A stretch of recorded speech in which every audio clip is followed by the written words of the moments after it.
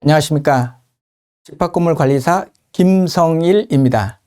이번 시간에는 집합건물의 사업자 등록이라고 볼 수 있는 고유번호증 신청에 대해서 살펴보도록 하겠습니다.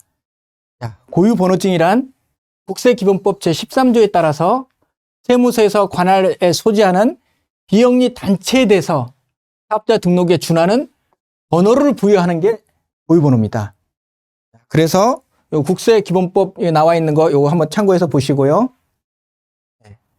국세기본법 제8조에 따르면 이렇게 단체자의 명칭, 관리단의 명칭과 주 사무소의 소재지, 그 다음에 대표자 또는 관리인의 성명과 주소, 거소 이런 부분들이 들어가고요.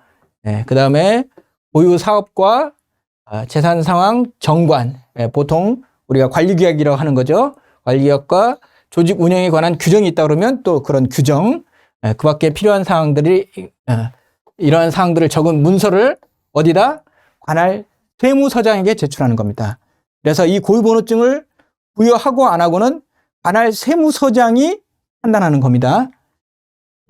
관할 세무서장은 이러한 법인 또는 법인이 아닌 단체의 대표자 또는 관리인이 제출한 문서에 대해서 그 승인 여부를 10일 이내에 신청인에게 통지하게 돼 있습니다. 이 항에 따라서 승인을 받은 법인 아닌 단체에 대해서는 승인과 동시에 고유번호를 부여해야 합니다. 그리고 해당 단체가 수익사업을 하려고 할 경우에는 사업자 등록을 해야 되는데 이럴 때는 그러지 아니하다 이렇게 되어 있습니다. 그런데 최근에는 집합건물에 있어서 관리단은 의무관리 대상의 공동주택과 다르게 수익사업을 할 수가 있습니다. 주차장 영리 행위를 할 수가 있기 때문에 최근에는 고유번호증을 발급 안 하는 사례가 빈번하게 이루어지고 있습니다. 그렇게 해서 분쟁이 되고 있는데요.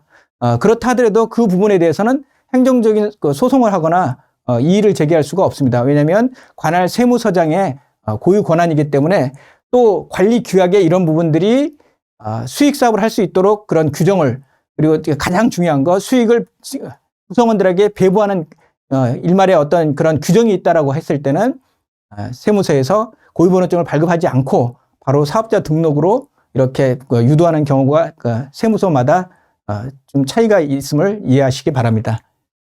자, 고유번호증 신청은 이렇게 방문자가 신분증, 직인을 지참을 해서 세무서에 접수를 하고요. 대리인인 경우에는 본인 신분증, 대표자 신분증, 직인을 지참하고 그리고 국세청 홈페이지나 이런 데서 할 수가 있는데요. 관할 세무서에 세무서에도 있고 인터넷을 통해서 이렇게 세밀의 콜센터를 통해서 국세청 홈페이지나 이런 데를 통해서도 문의를 받을 수가 있습니다. 안내를 받으실 수가 있고요. 신청 서류는 이렇게 고유번호 신청서하고 연관 조직에 관한 사항, 관리규약이라고 그랬죠. 그 다음에 대표자 관리인을 확인할 수 있는 대표자 선정 임명장 회의록, 회의록 양식 좀 이따 보시겠습니다. 그 다음에 법인으로 보는 대표자 선임 신고서, 구분 소유권 50개 이상이면 어디다 신고한다고 그랬죠? 소관청에, 관할 소관청에 30일 이내에 관리인을 선임 신고를 해야 되는 의무사항으로 들어왔다고 그랬죠? 그리고 만약에 임차했다라고 하면은 임대차 계약 사본이라든지 무상으로 임차했다 그러면 소유주가 발급하는 무상 사용 승낙서들을 첨부해서 이렇게 이제 신청을 하게 됩니다. 자, 아까 말씀드린 국세청 홈페이지에 들어가서 국세정보, 세무서식, 서식 이름 이렇게 검색을 하시면 이렇게 단체로 보는 법인으로 보는 단체 승인 신청서가 있습니다. 이런 신청서에다가 이렇게 인터넷으로 해도 되고요. 이렇게 신청서 쓰신 대표자, 그 다음에 사업, 고유번호 사업, 수익사업, 이런 부분들을 표시하시고, 부동산에 관한 표시도 하시고, 만약에 대신 행정사라든지 세무사가 대리한다 그랬을 때는 이렇게 대리인의 인적사항을 적으시고요. 그 다음에 여기 서류 보시면 정관 또는 정관에 준하는 그런 규정, 조직의 운영에 관한 규정, 또 대표자임을 입증할 수 있는 서류를 제출하도록 되어 있습니다. 이렇게 크게 보겠습니다. 크게 보시면, 단체 명칭과 소재지, 전화번호, 그 다음에 관리인의 성명, 주소, 거소, 사업, 고유 사업이, 수익 사업이 있는지, 꼭 수익 사업이 있다 하더라도 고유번호증을 발급을 거부하지는 않습니다. 그 세무서에 따라서 다르니까 이런 부분들에 대해서는 그러나 이것을 명백하게 구성원들에게 수익을 배분하는 그런 규정이 있다라고 했을 때는 문제가 될 수가 있겠죠. 그래서 이렇게 단체 재산 상황 뭐 이런 것들은 뭐 행정사라든지 세무사를 통해서 하셔도 되고요. 그다음에 그때 그 행정사나 세무사를 대리할 때는 그 대리인들의 인적 사항이 들어가고요. 아까 말씀드린 것처럼 여기 이렇게 정관 또는 조직의 운영에 대한 규정, 또 관리인을 입증할 수 있는 서류를 제출하도록 되어 있습니다. 관리 규약은 서울특별시 집합건물 통합정보마당이 있습니다. 이렇게 openab.서울.go.kr 우측 중간에 표준관리 규약이라고 있습니다. 이렇게 생긴 표준관리 규약이 이게 지금 그 서울시 집합건물 통합정보마당입니다. 공동주택 통합정보마당도 있지만 집합건물 통합정보마당 여기를 클릭하시면 아까 그 관리 규약을 샘플을 다운받을 수 있고요. 오피스텔이라든지 상가라든지 또는 소규모 공동주택 표준관리 규약을 다운받을 수 있습니다. 아까 말씀드린 관리인으로 선출됐다라는 그런 회의록 샘플입니다. 이렇게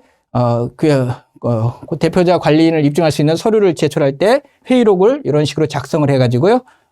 땡땡 오피스텔 관리단 관리인이 들어가 있고요. 그리고 구분 소유자 반드시 2인이 회의록에 들어가게 되어 있습니다. 이렇게 해서 그들의 이름을 쓰거나 도장을 찍고 이렇게 서명을 받을 수가 있겠죠. 그렇게 하고 여기 법인으로 보는 단체자 등의 선임 변경 신고서가 있는데요. 요거는 집합건물법에 따른 집합건물법 시행령에 나와 있는 별지서식하고는 다른 겁니다. 이건 세무서에 내는 신고 양식이고요. 집합건물법 별지서식에는 50인 이상의 관리인 선임 신고는 별지서식에 별도로 되어 있습니다. 이거하고는 다른 겁니다. 이건 세무서에 내는 거고요. 이렇게 해서 고유번호증을 이렇게 발급받으시면 이렇게 관리단 또 소재지 그리고 이렇게 세무서에서 이렇게 받을 수가 있고요. 고유번호증 수익사업을 하지 않는 비영리 단체로서 이렇게 발급을 받을 수가 있습니다. 사업자 등록과 비영리 수익 개시 신고의 차이점은 비영리 법인이나 단체의 경우 수익사업의 개시 신고가 없더라도 수익사업을 개시해서 수익이 발생했다면 법인세나 부가가치세 과세의 대상이 됩니다. 그래서 이럴 경우에는 고유번호증을 반납하고 바로 세무서에서 사업자 등록을 내야 됩니다. 그래서 수익사업 개시 신고를 하고 나서 20일 이내에 이렇게 개시 신고하고 나서 사업자 등록으로 이렇게 변경을 해야 됩니다. 관할 세무서의 고유번호증 발급 거부 통지는 항고 소송의 대상이 되는 처분에 해당한지 아까 말씀드렸죠. 이건 그냥 고유번호를 부여하는 사실을 증명하는 증서의 교부 행위에 불과하기 때문에 소송의 주체가 되지 않는다라는 거. 행정소송이든 이런 부분들에서 다툼의 여지가 없다라는 거. 이게 조금 불합리한 것 같습니다만은 어쨌든 이건 세무서 편리에 의해서 고유번호증을 발급하는 거다라는 거죠. 오피스텔 관리비에 대한 세금 계산서 발행 부분은 고유번호증을 부여받은 자치관리단은 자체적으로 건물을 관리하기 때문에 부가세라든지 이런 부분들이 비과세로서 세금 계산서를 발급할 의무는 없습니다. 그러나 징수권자를 대행하는 전기료라든지 가스료 등에 대해서는 매입 세금 계산서를 상당하는 범위에서 부가가치세법 시행 규칙에 따라서 공급자를 대리해서 세금 계산서를 교부할 수가 있습니다. 네. 그다음에 주택관리업자의 관리 용역을 제공하고 대가를 받은 경우 집합건물의 관리단 또는 주택관리업자 부설 주차장을 운영할 경우에는 주차장 이용자로부터 주차를 받은 경우에는 과세사업을 영위하는 것이므로 고유번호증을 발급받는 것이 아니라 부가가치세법 제5조에 따라서 사업자 등록을 하고 세금 계산서를 발행해야 되는 것입니다. 네. 조금 바쁘게 설명을 드렸는데요. 어쨌든 고유번호증을 가지고는 수익사업을 하지 않는 것이 바람직합니다. 그래서 사업자 등록으로 변경을 하고 이렇게 한다는 것을 이해해 주시기 바랍니다.